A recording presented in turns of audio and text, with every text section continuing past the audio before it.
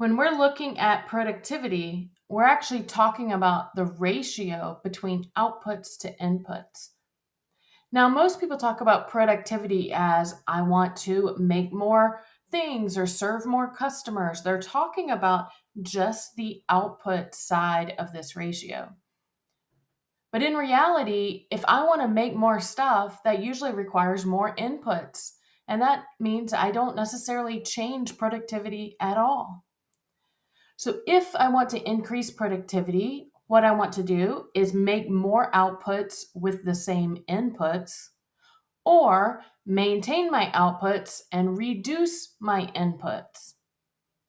This is why, through the use of technology like AI, artificial intelligence, I can get the same output or more output for the same labor hours. So it's increasing my output without increasing my inputs.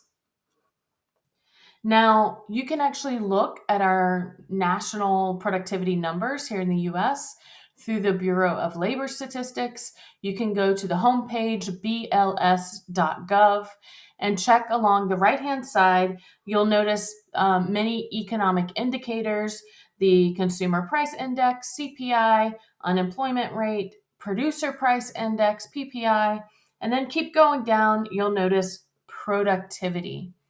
The productivity number that is tracked by our government is a labor productivity. So that means it is output divided by labor hours of input. And it's used to determine what our economy is producing relative to what workers are working. The challenge with this economic indicator is it's certainly not perfect, and it's because of the ratio itself. So let me give you an example. This graph is also from the Bureau of Labor Statistics, and it's from 2017 to 2025, or the first part of 2025. And the top line here, the blue line, is output. The green line is input. In this case, it is labor hours worked. So it is the number of hours worked by the workforce that contributes to the blue line, the output. Now we know the productivity measure is output divided by input. So this red line here is productivity.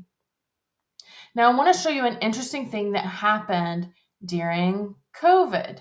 So during quarter one of 2020, we all know what happened then.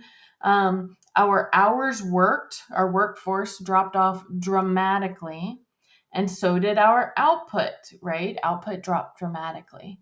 So when both output and input are dropping, your productivity stays the same. And depending on the rate that they're dropping, we actually had an increase in productivity. Isn't that kind of funny? Of course, when hours worked comes back and output comes back, the rate that they come back will determine the productivity levels. And more recently, 2024 and 2025, you'll notice that hours worked is kind of leveled out, where output has continued to increase. And in that case, you'll actually see an increase in productivity. So it's the ratio of outputs to inputs that are important. One thing to keep in mind with a labor productivity, which is tracked by the government, is that outputs are any output, but inputs are only labor hours worked. So if you're using technologies, think robotics, equipment, automation, AI, the benefits of those technologies are seen in the outputs, but the cost of and the investment of those technologies are not seen in the inputs. So it looks like your productivity is skyrocketing, but it's not a full picture of the investment and the financial implications of everything going on at a company. Thank you.